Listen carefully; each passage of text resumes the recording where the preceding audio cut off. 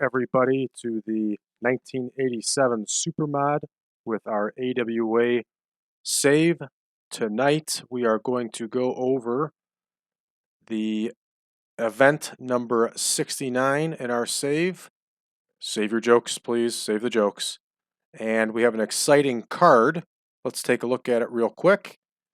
We are traveling to Denver, Colorado tonight. It is the first Saturday in August of 1987.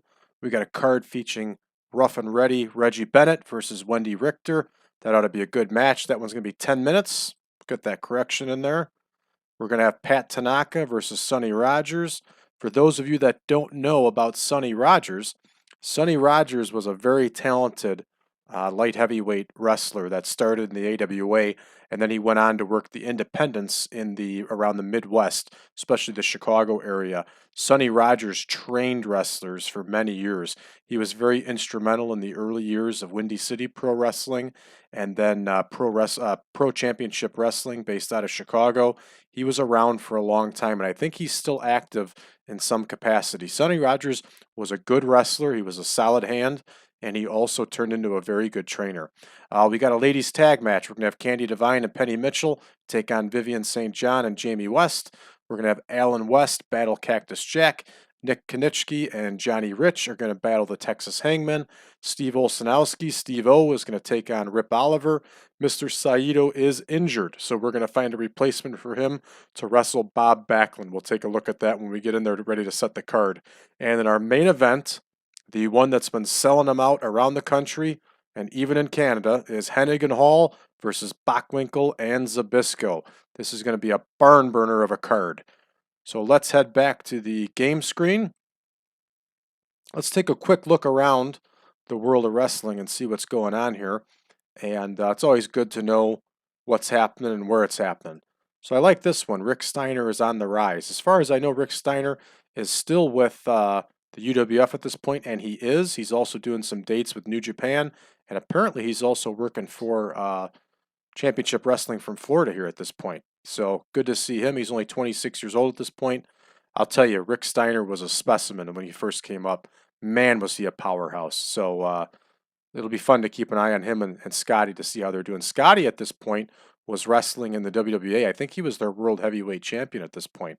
Remember, Boris Zhukov got a little bit of an injury, got a broken cheekbone. He's still going to be able to do dates, but he's banged up, okay?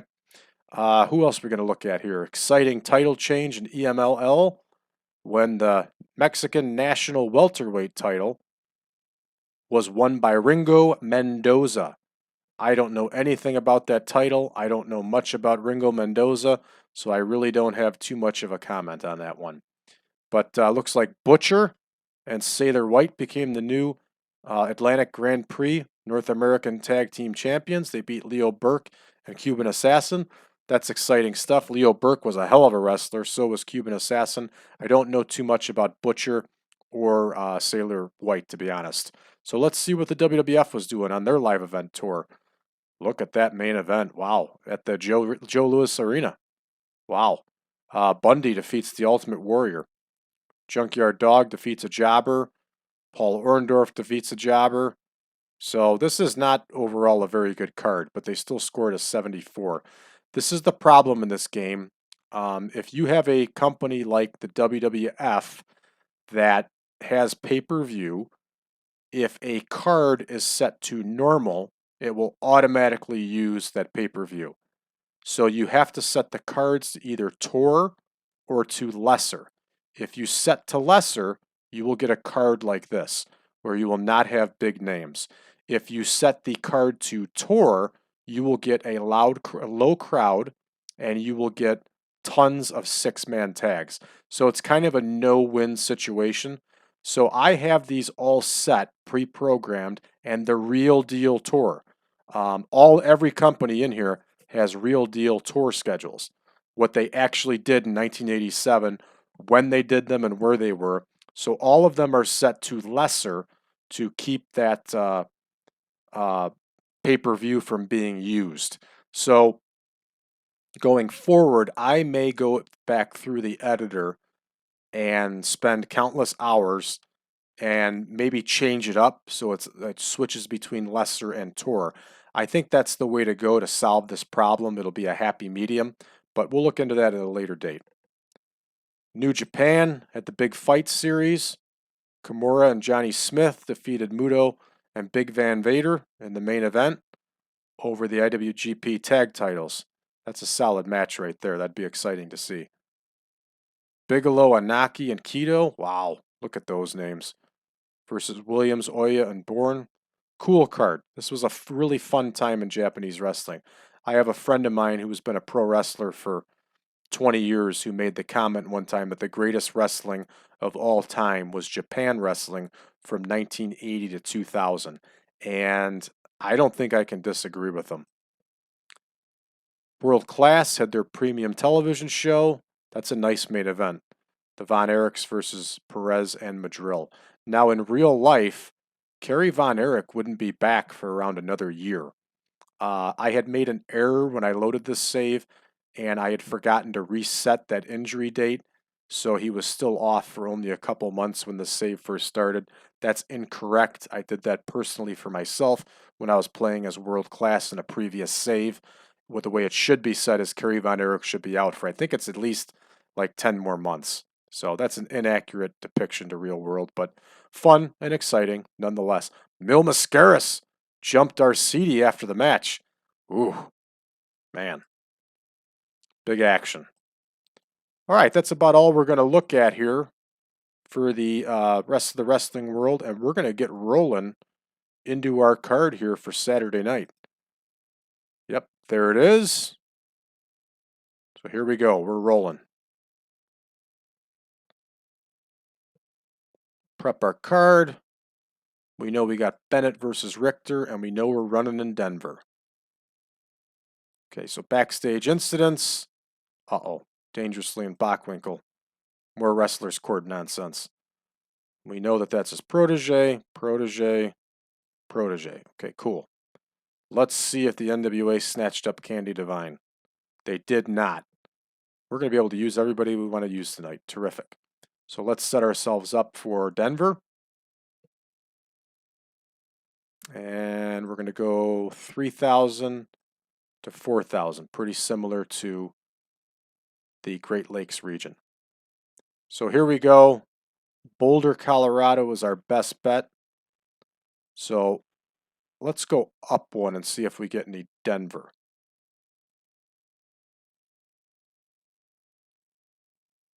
And we do not. So we're going to go ahead with Boulder. What the heck? AWA didn't run just Denver. They ran around Colorado. I know Boulder's quite a distance from Denver, but it's about the best we're going to do. What we can do is we can probably go in and try to find some smaller arenas in Denver. In fact, I'm going to make a note of that, a notepad, and we're going to do that. We're going to find some smaller venues. Between 3,000, 4,000 seats. Okay, we're going to make a note of that, and we're going to do that. And maybe we'll make a separate video showing how we do that. Okay, so we're going to go with Boulder here. I think we selected it once. We'll select it again just to be careful. So our first match is Reggie Bennett versus Wendy Richter.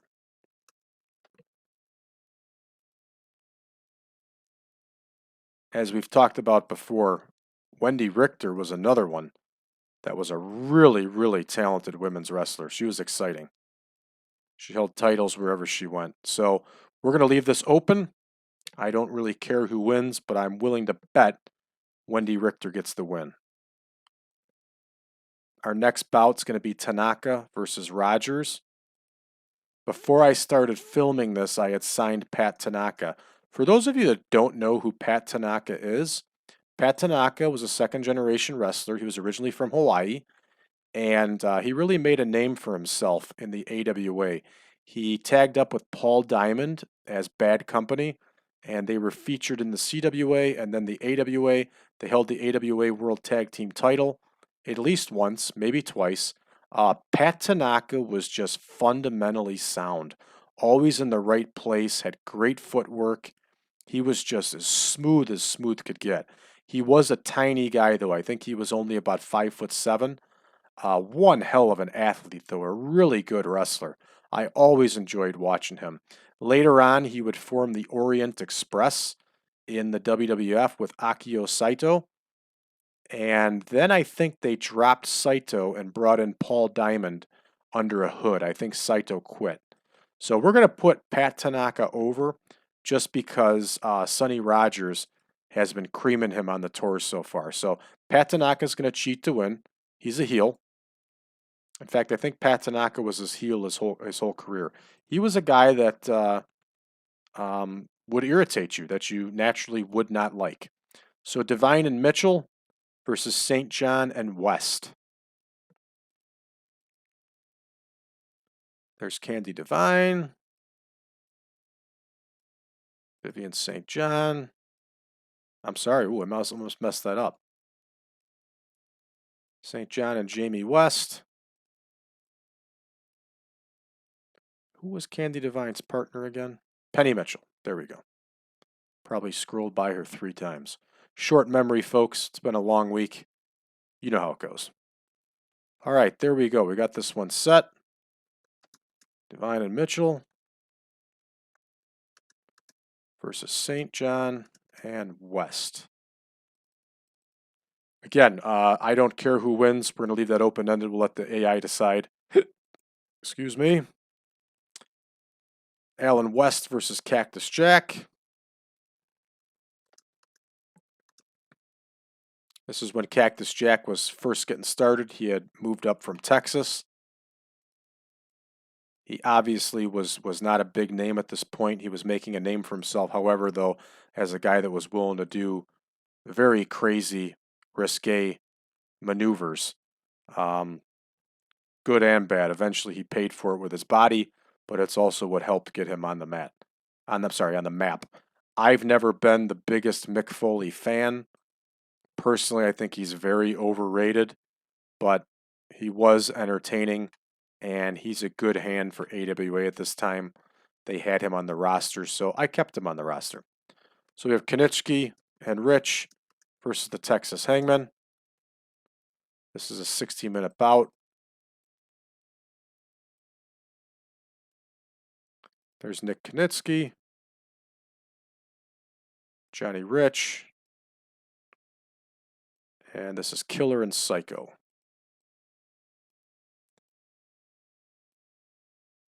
So this is Bull Payne, Frank Vizo, and Mike Moran. They were a good team, and they were together a long time. We are going to put the Texas Hangman over because they have been doing quite a few losses.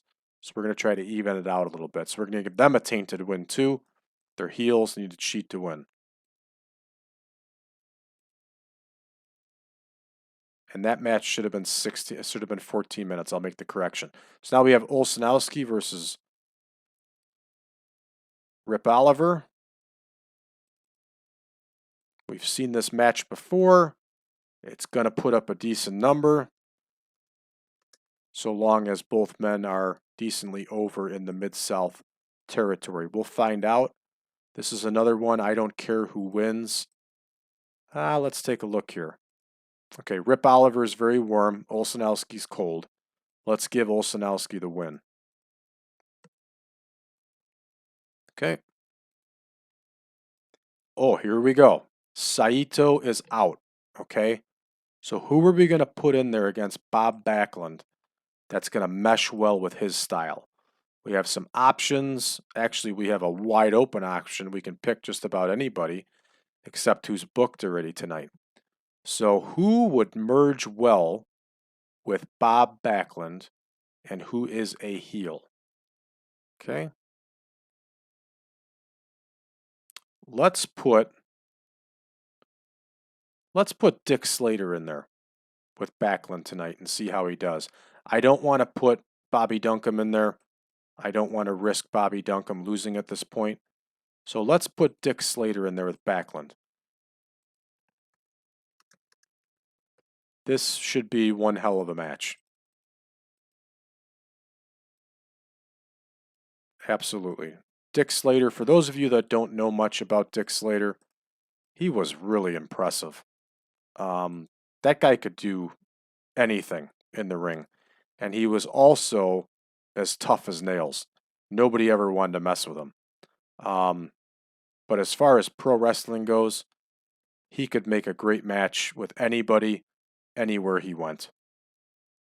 Okay, so we're going to book that one. We're going to leave it open-ended. Again, it doesn't bother me whichever way it goes. So now we are going to have Hall and Hennig versus Bockwinkel and Zbyszko. This match is going to go 25. So we have Scott Hall, Curt Hennig.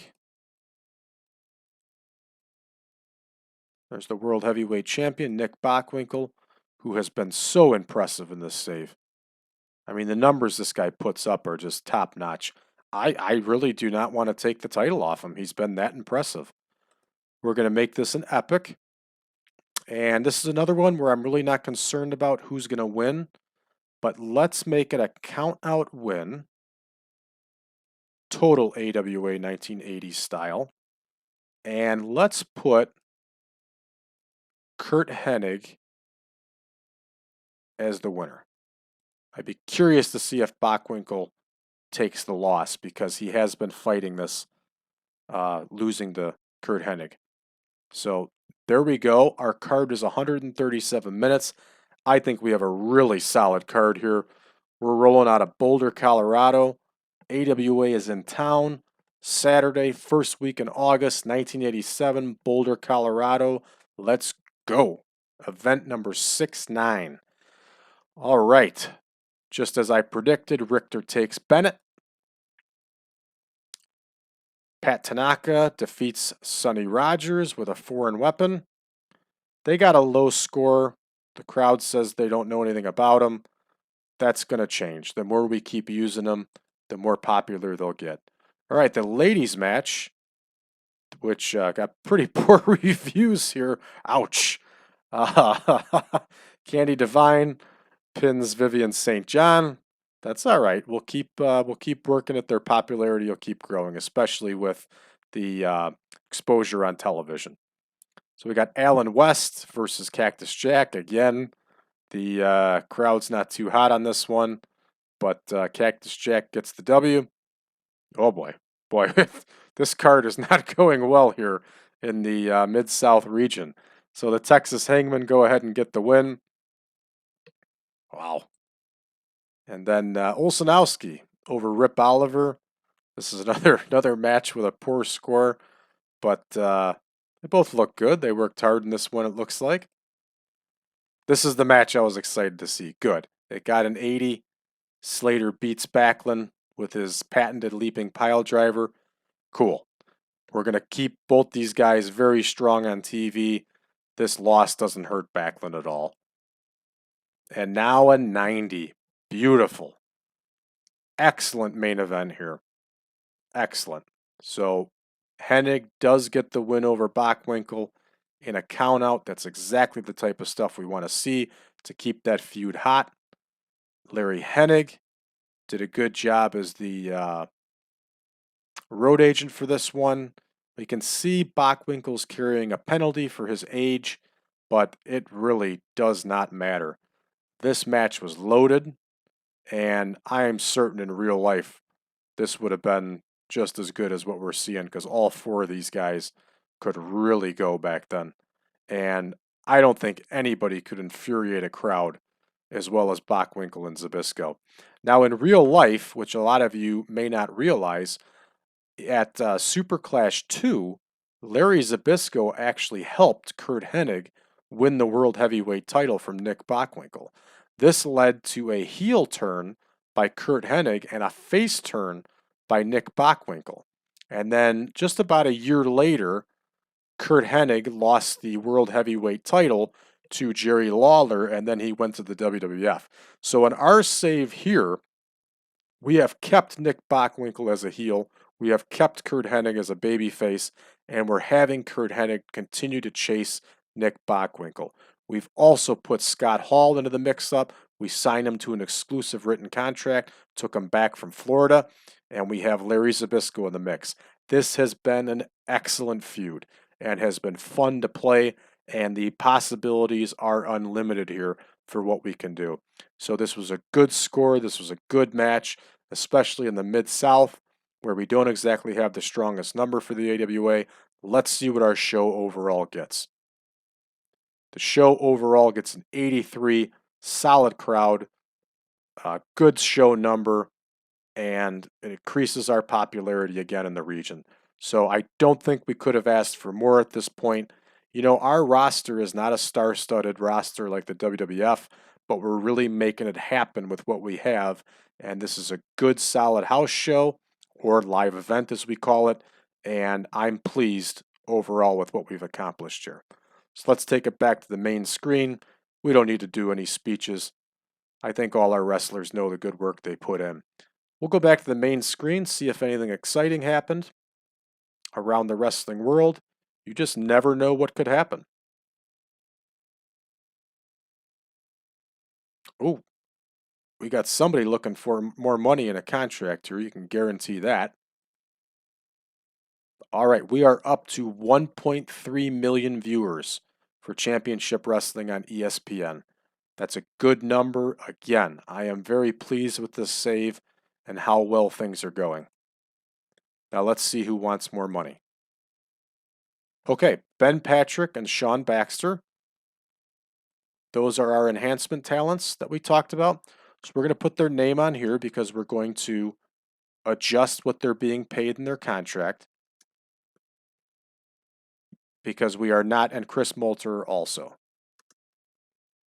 Now we know Sean Baxter is a lightweight. The other guys are heavyweights. So we just signed all three. Let's see how much more money Hector wants. Hector wants $350 total. We're going to agree to it, but we're not going to give him that. He's only working once a week for us. $200 is a fair amount. He's also getting merchandise from us, so we're going to edit that out. Once again, you may consider that cheating. I don't, because I'm just keeping it realistic. Let's take a look around the game world here. The Funks took out Tenru and Hara. Saruda over Terry Gordy. Fuchi over Teranishi. This is their television show. Tiger Mask, who's back with All Japan, takes out Atlantis. That's a nice television show.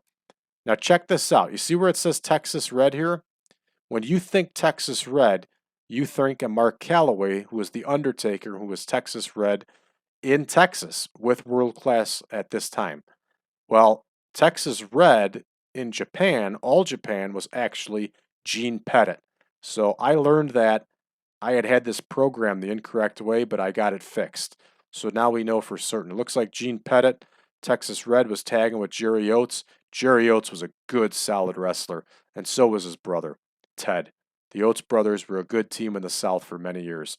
You think Ted DiBiase got his look from somebody there? Huh? How old was Jerry Oates here? 38. So he was winding down his career. Jerry Oates was a good worker. New Japan ran their TV show. Let's see what happened on WCW. Ooh, the Rock and Rolls versus the Midnight Express gets a 99 and probably worth every minute. That's a nice main event. Now check this out. This is pretty cool. World Championship Wrestling, just like the AWA shows, was usually all enhancement matches with the occasional premiere match in the main event. Look what we got here. We got all enhancement matches. Got an interview with Ric Flair. Excellent. This is pretty realistic. Cool. All right, friends. This concludes this episode, and tour event number 69 is in the books. What a main event! An excellent card for us. I look forward to seeing you next time. I hope you stick with us. This has been fun. And for those of you that would like to play this mod, just go to my website, braddrake.net/contact, fill out the form, and I'll be more than happy to send you the link to the Google page where you can get the mod for free, okay? Also, we have a Facebook page where we can talk about this mod. Some of you are already taking advantage of it. We have some conversation going. Facebook.com/1987 Supermod. Facebook.com/1987 Supermod. For the rest of you, if you would be please be willing to give this a like and to become a subscriber, you will help this empire continue to grow. And that's what we're building here together is an empire. I'm interested in TEW, you're interested in TEW, and we're having a lot of fun here. Thanks, folks. Have a good one.